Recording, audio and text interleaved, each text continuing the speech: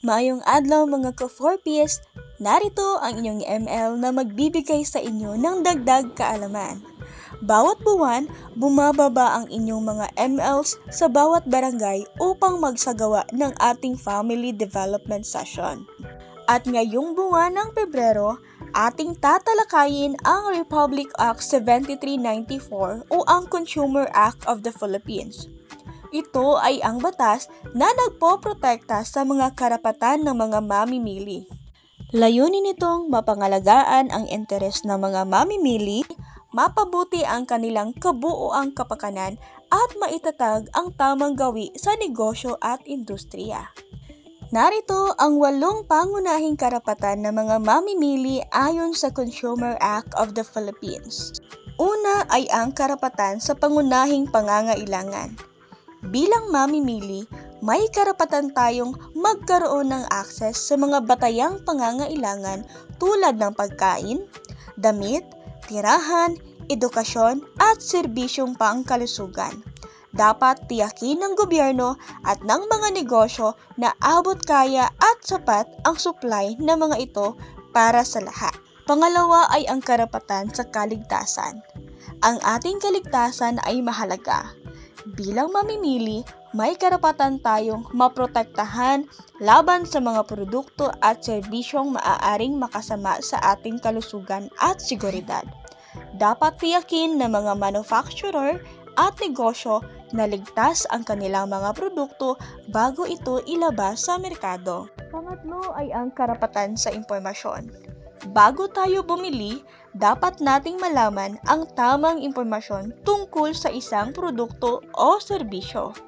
Bilang mamimili, may karapatan tayong malaman ang mga sangkap, expiration date, tamang paggamit at iba pang mahahalagang detalye upang makagawa ng matalinong desisyon. Pang-apat ay ang karapatan sa pagpipilian. Hindi tayo dapat malimitahan sa iisang produkto o serbisyo lamang. May karapatan tayong pumili mula sa iba't ibang brand at alternatibo na may patas na presyo at siguradong kalidad. Panglima ay ang karapatan sa representasyon. Bilang mga mamimili, may boses tayo sa paggawa ng mga batas at patakaran na may kaugnayan sa ating kapakanan.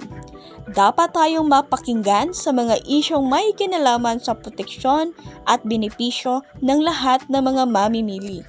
Pang-anim ay ang karapatan sa bayad pinsala. Kung nakabili tayo ng depektibong produkto o nakaranas ng hindi maayos na serbisyo, may karapatan tayong humingi ng refund, replacement o repair. Dapat tiyakin ng mga negosyo na hindi tayo malulugi sa ating binabayaran. Pang-7 ay ang karapatan sa edukasyong pamamimili. Ang kaalaman ay sandata laban sa panloloko. Bilang mamimili, may karapatan tayong matuto kung paano maging mapanuri at responsable sa ating pagbili. Dapat tayong maging maalam sa ating mga karapatan at tungkulin upang maiwasan ang pagsasamantala. Ang pang-8 karapatan ay ang karapatan sa malinis na kapaligiran. Ang ating kapaligiran ay bahagi ng ating buhay.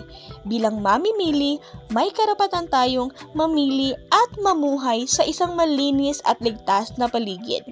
Dapat tiyakin ng mga negosyo at gobyerno na hindi makakasama sa kalikasan ang mga produktong ibinibenta sa merkado. At iyon ang mga karapatan ng mga mamimili. Ang mga karapatang ito ay ginawa upang maprotektahan tayo bilang mamimili. Gamitin natin ang ating boses at pagiging mapanuri upang matiyak ang patas at ligtas na kalakalan para sa lahat. Ang bawat piso ay mahalaga, kaya bilang 4Ps beneficiaries, maging wais at responsable, kilalanin, ipaglaban at gamitin ang ating karapatan bilang mamimili para sa mas maunlad na pamilya at ligtas na kinabukasan. So muli, ito ang inyong lingkod na handang magbigay liwanag sa mga naligaw, nangangailangan at nasa dulo. Daghang salamat mga ka-4Ps!